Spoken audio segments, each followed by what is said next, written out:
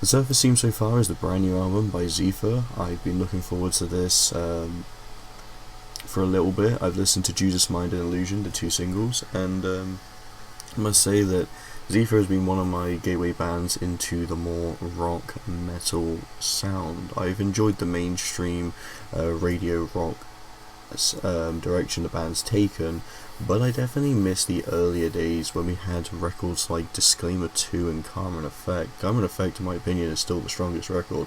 I'm not a big fan of Plastic Man, but take that one out, you've got a perfect record right there. I mean, a lot of heavy bangers, a lot of well-crafted, fun songs. Seether's definitely managed to capture lightning in a bottle with their earlier stuff, and unfortunately I just don't think they've really managed to hold a candle to their older stuff with the new material. But we'll see if the surface seems so far gets there, because I've seen hype for this. I've seen the fact that Seether says it's the most intense album yet, and I'm going to be deciding that going through the track list. So we start off with the lead single, Judas Mind. This one is a pretty good track. It doesn't feel anything refreshing though. I know as Seether were saying about experimenting with this record, but I don't think Judas Mind really feels like something that much experimented. The chorus just feels like standard Seether. The breakdown has that kind of classic sound to it. It's definitely what you'd expect from a Seether single, but I like this one. I think Judas Mind's catchy enough to be good, and it's not the strongest song in the world, but and it's definitely not top 15 Seether, but I mean it makes for still a fun listen. And compared to some of the singles we had for Seether Passem minus Beg, I'll take Judas Mind over stuff like Dangerous and Bruised and Bloodied any day. It's definitely a stronger direction. Then following that we have Illusion, which is just amazing. This is definitely one of the best Seether songs in a huge while actually, and it's quite shocking that they just wanted to go for something more eerie, dark and heavy. I appreciate it. Illusion is great. It was even a track of the week of mine. It definitely deserved it. Fun song. And then Beneath the Veil, we're finally diving into the, what you want to call the meat of the record. Well, I only say that because it's a bunch of new songs, but unfortunately this is shaping up to be more of a meat. It's the first bit. It's basically like a kebab, but you take all the shit stuff of it, like the little salady crap, and then you're just left with the beef at the top.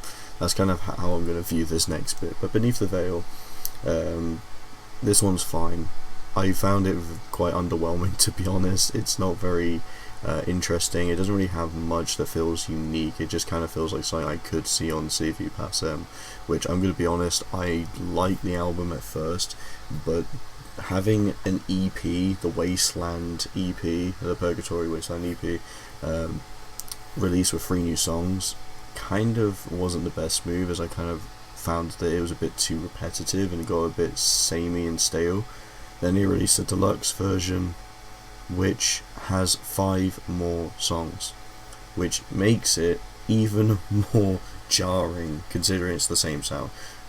Yeah, anything that sounds like Seether Passem I'm already over with. It's such an overdone sound, and Beneath the Veil kind of sounds like that to me. It still feels fresh enough to be on a newer record, but it doesn't feel like there's much evolution or experimenting between that and this. So yeah, not really a fan of this one. Similar to me, another heavier track. The chorus is fine. I don't think it's that great though. I think they're definitely pushing the arena rock choruses back a bit to dial in a bit more of the guitars, and I appreciate that because Semblant to me is some good guitars, and the bridge is not bad either, but as a whole it's just underwhelming.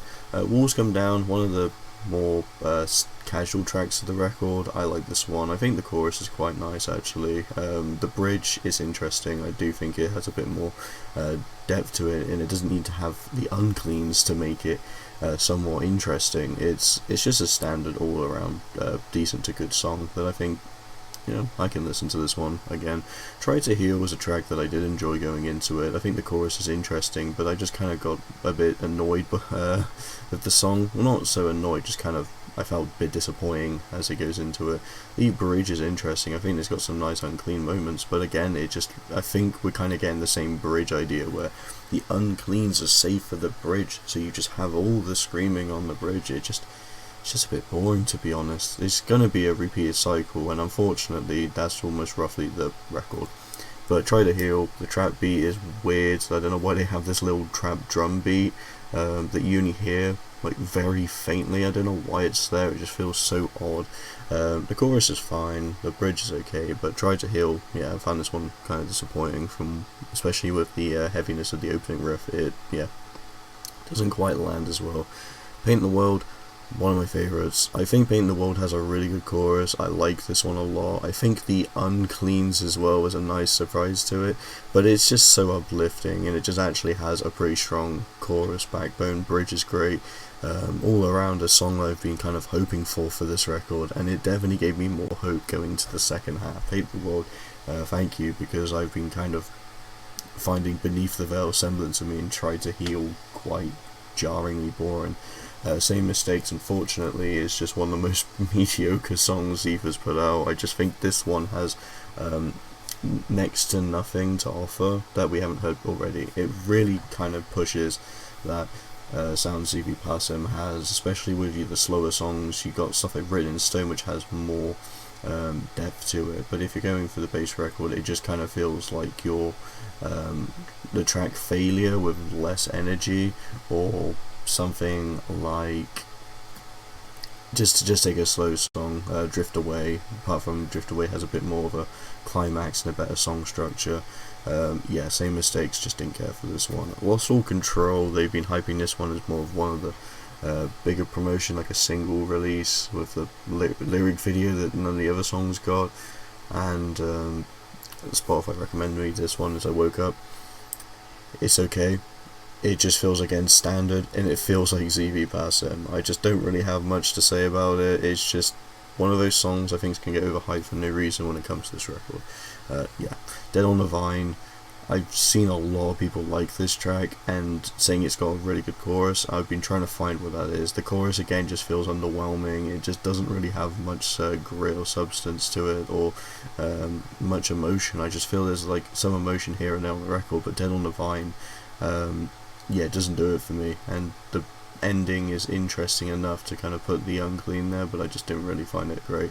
Regret does the same thing, puts the kind of Unclean towards the end, but apart from Regret's normally trying to be the tamer song. Regret feels a bit more unique than a lot of the tracks that have preceded it, but I don't think Regret really makes up for the fact that we have an album that plays into the same tropes again and again.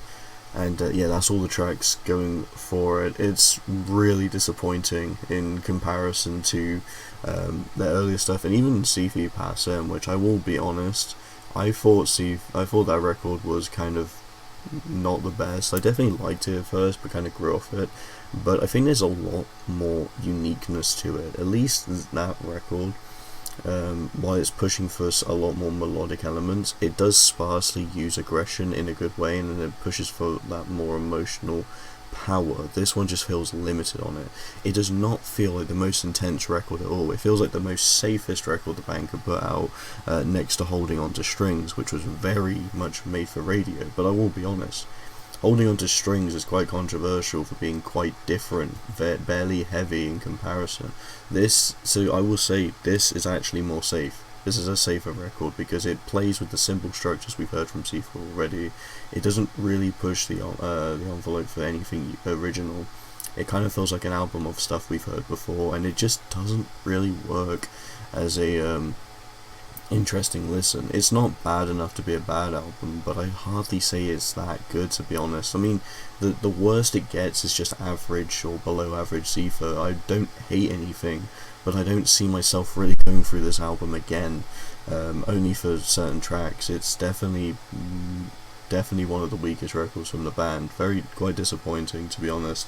I don't know if it's just because I've grown off Seether, but I definitely think there's just a lot less originality with their writing. Even I prefer ZV Passem and the deluxe edition songs as a listen, because I still think there's a little bit more substance to it, just a little bit more creativity. This album just kind of feels it's a bit devoid of it, but it's also upsetting because some of the best tracks on here definitely beat ZV Passem. It has strengths, but a lot of it is just kind of fluctuating with weaknesses. I'm going to have to give it a 2.5 out of 5. It's not the worst album, but I really don't see myself going into it. It's just kind of a letdown of a record, and yeah, which is quite disappointing because I've definitely been looking forward to it. But there you go, the new Seether record. Hope you enjoy. Thanks so much for watching, and see you next video.